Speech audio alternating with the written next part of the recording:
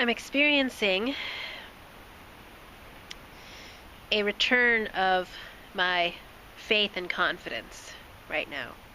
In my body, it's being experienced as copious flow through my nostrils. And so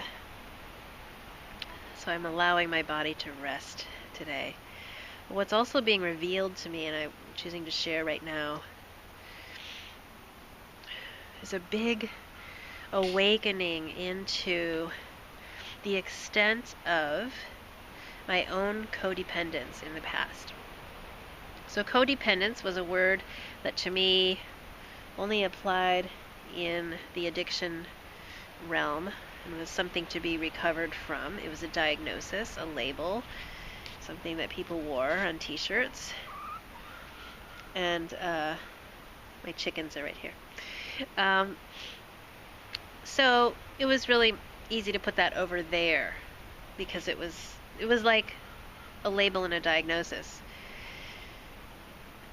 However, I now define codependence as any dependence that I have on anything outside of myself for my experience. So any person, circumstance, event, reaction that I require from my external environment in order for me to feel or experience something is codependence. So with that definition, I look at my own fear of rejection and fear of anger and fear of criticism, which were very strong in me. And I got through them for a certain period of my life by just denying them and silencing them and pretending and going numb to them, basically going numb to my fear by overcoming it through will and kind of a damn the torpedoes warrior approach of power over it, so that I could just overpower my own fear by dominating. What that resulted in was very rigid constraints on the types of relationships that I would allow, because I had no healthy boundaries. I actually, my own fear of rejection and anger was a fear of allowing others to feel what they feel, because I had a fear of what I felt. So whenever someone else's feelings came up, I had no idea how to deal with them other than editing them out of my life or abruptly asking them to leave. So it showed up in my business relationships, it showed up in my career, it showed up in my personal relationships, it showed up with my family. Because I had such a dependence on how other people felt about me as defining how I feel about me. And I had no sense of contact within me as the creator of I am how I feel about myself. So let me go back to how this fear of rejection and fear of anger played out recently. So in this phase of my life where it's become clear to me that my heart's calling, my soul's calling, is to be a voice of power within, which has been reflected to me in the name of my business since that came to me in 2004, The Music Within Us. It is the universal power of music that resides within us. So it's become clear to me that my calling is to be a voice of my power within me. However, I had no true concept of power from within, of being my own power. I had seen this model of power over, and I had seen the model of becoming invisible in a way and blending in with the surroundings in this service of the concept of oneness, but which is actually another form of requiring everyone to check their egos at the door.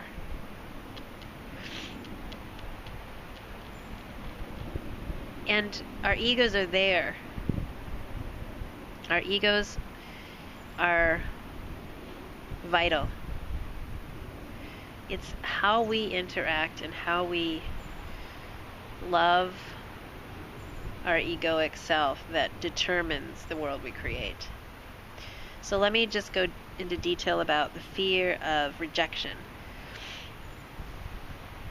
So what I've discovered is that if I am to be a voice of awakening in the world, if I am my voice of awakening, as I live my awakening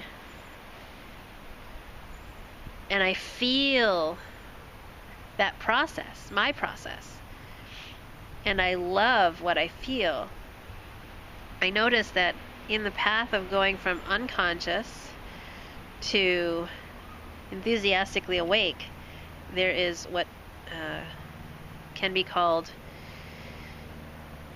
a scale of emotional harmonics. And this is from the work of Robert Tennyson Stevens and his lineage of teachers.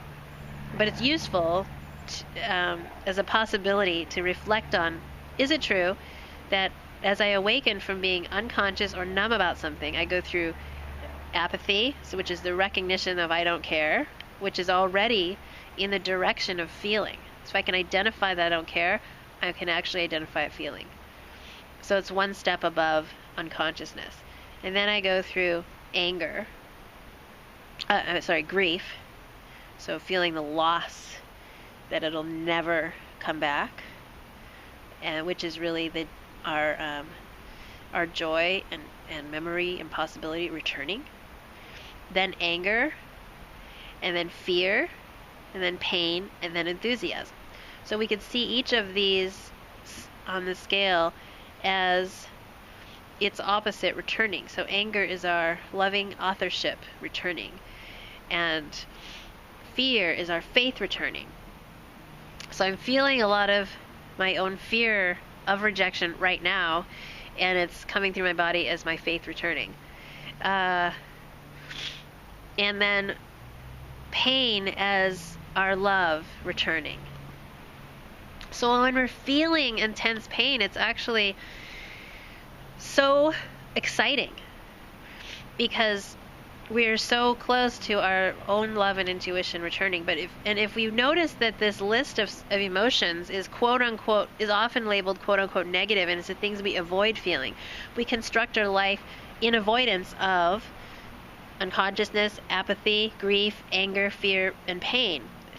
In our belief system that as long as we stay away from those feelings, we'll be okay.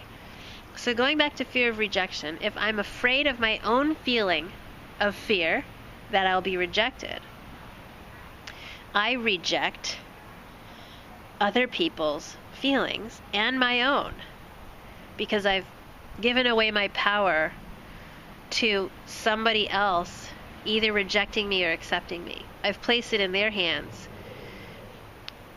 and I've decided that I'm not willing to feel their rejection. I'm not allowing them to feel their rejection, which actually may be their anger or their authority returning. So I'm denying them their process.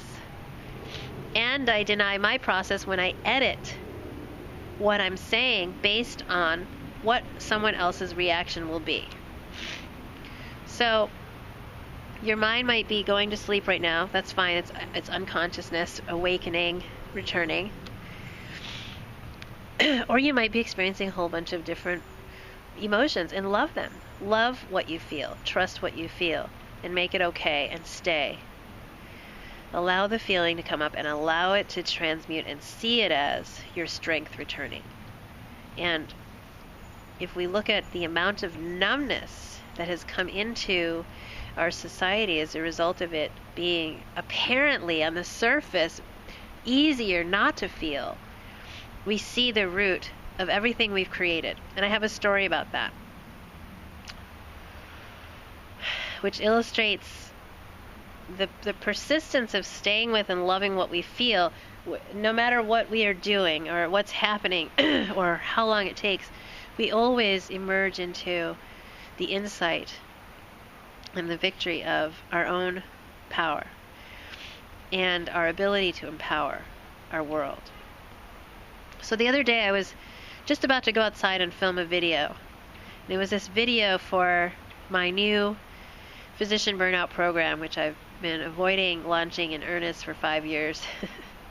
And I finally was ready to make the video. I was full of my enthusiasm, and at the moment I was stepping outside my front door, a woman, a black woman, comes toward me on my driveway. And I immediately recognized her as a door-to-door solicitor. And we've had several of these in the past. Always black women and men coming door-to-door selling something, usually magazine subscriptions. And I couldn't avoid it this time because I was actually coming out the door. And we made eye contact, and I couldn't hide in my house, which is what I probably would have done if someone had just knocked on the door and it was a solicitor. I would just hide in the back of the house and just wait for them to go away. That's my honest response. So this time I was given the opportunity to look at her and talk to her face to face. And we had a conversation, and I heard her story about, and I kept my heart open, I kept breathing, and I kept looking into her eyes, and I heard the story of how she has 3 children, 2 of whom she left in Delaware, and when she talked about them, they're 17 and 11 years old, she teared up. But she immediately bucked up and stepped back into her empowered sales language as she's been taught, and then showed me a picture of her 2-year-old who currently lives with her in another town, maybe an hour and a half to 2 hours away from here. And she told me about how this was her path to her dream, and I asked her what her dream was, and she wanted to open centers to empower women who were previously incarcerated, as she was, to learn the skills and empower themselves and not be reliant on a system for their own success. And that this was a stepping stone for her to learn the skills of making eye contact and facing rejection, getting doors slammed into her face on a daily basis, and to earn her way into a better life through going through this, whatever system it is that she's part of. And then she had her supervisor walk up, who was a man and also previously incarcerated, and he had his own approach, which was interesting. And it was really interesting to feel the shift in the dynamic when this man came in, because he had his own style, he had his own energy, and he wouldn't leave her. It was like something there wouldn't let him do her thing. So it became really confusing because of the way the materials are presented in their pitch, make it very unclear as to what the dollar amount is that they're asking to contribute, and the sales language that they use is very much based on, it's not about, we know you don't care about the magazines, we're asking you to take an interest in me as a person.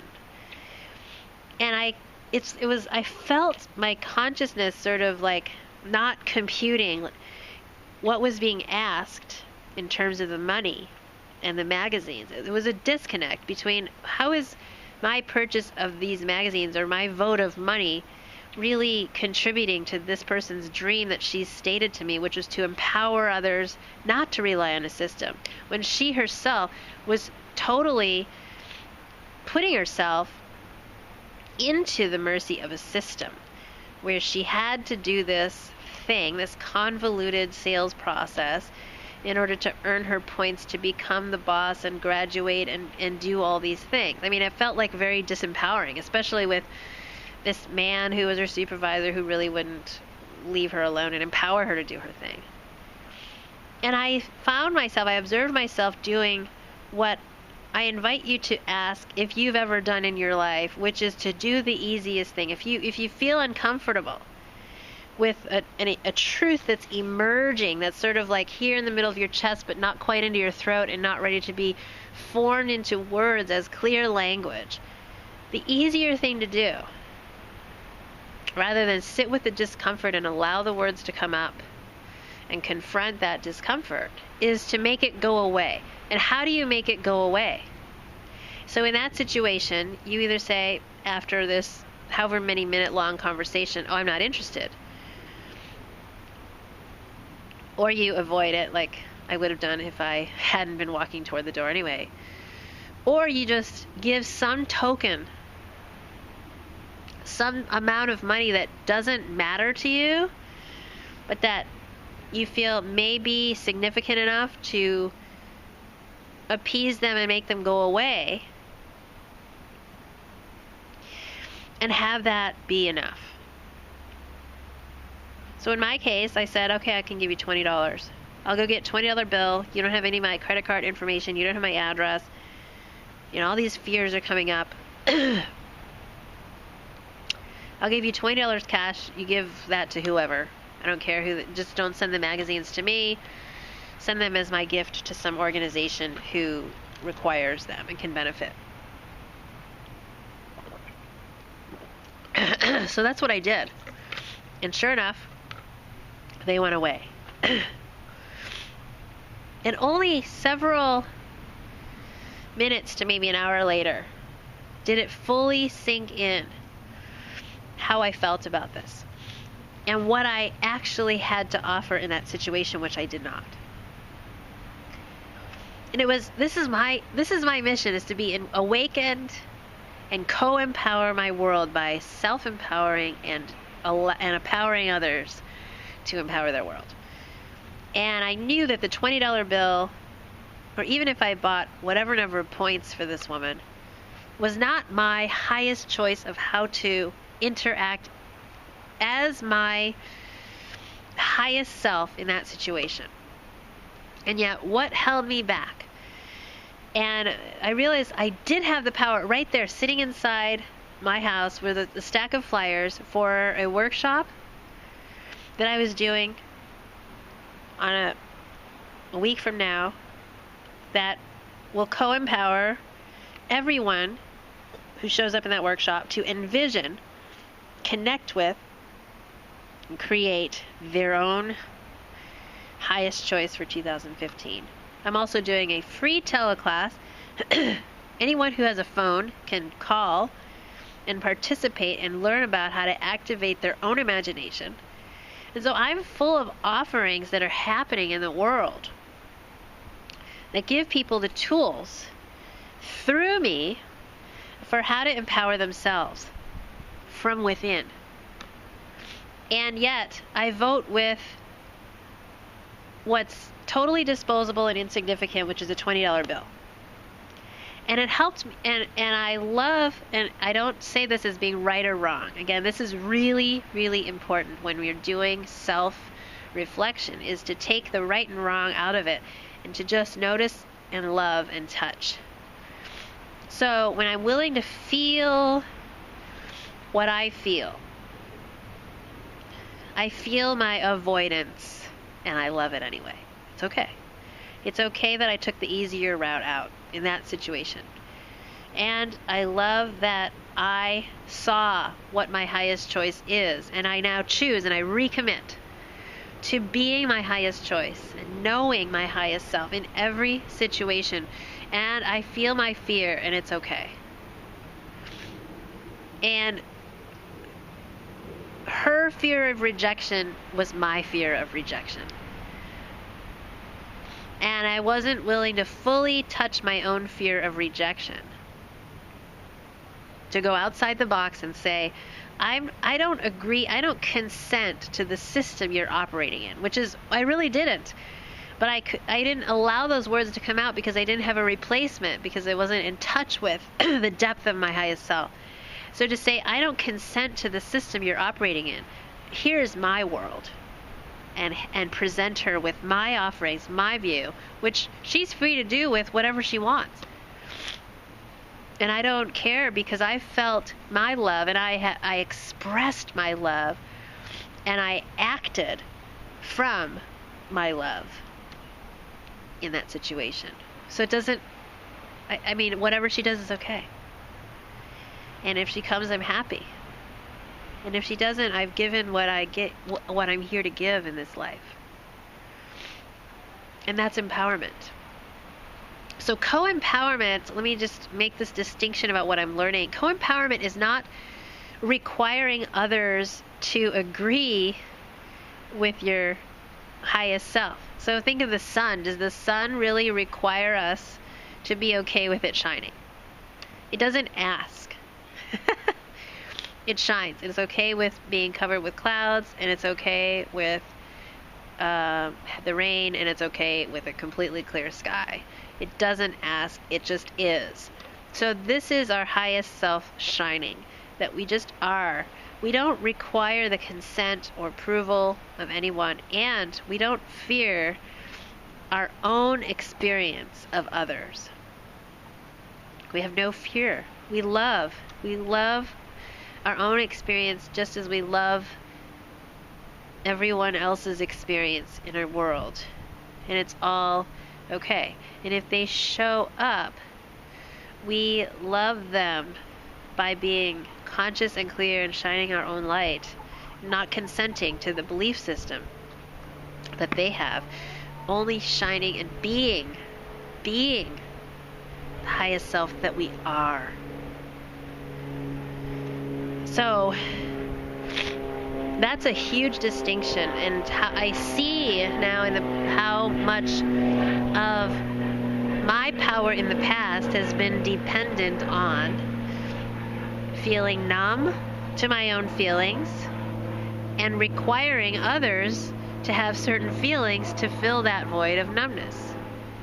So I now choose to fill myself with my feelings of love and acceptance, confidence, faith, shining light, and to accept my own feelings of unconsciousness, apathy, grief, anger, fear, pain, and enthusiasm, and in the process understand that that's my process. That is my process. It is all serving me as I realize and awaken continuously to my ever-expanding highest self. And I allow that process to happen for others in their own time, in their own way.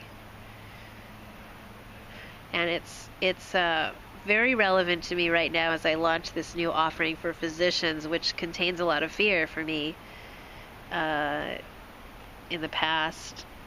And walking through it is the only way to release it.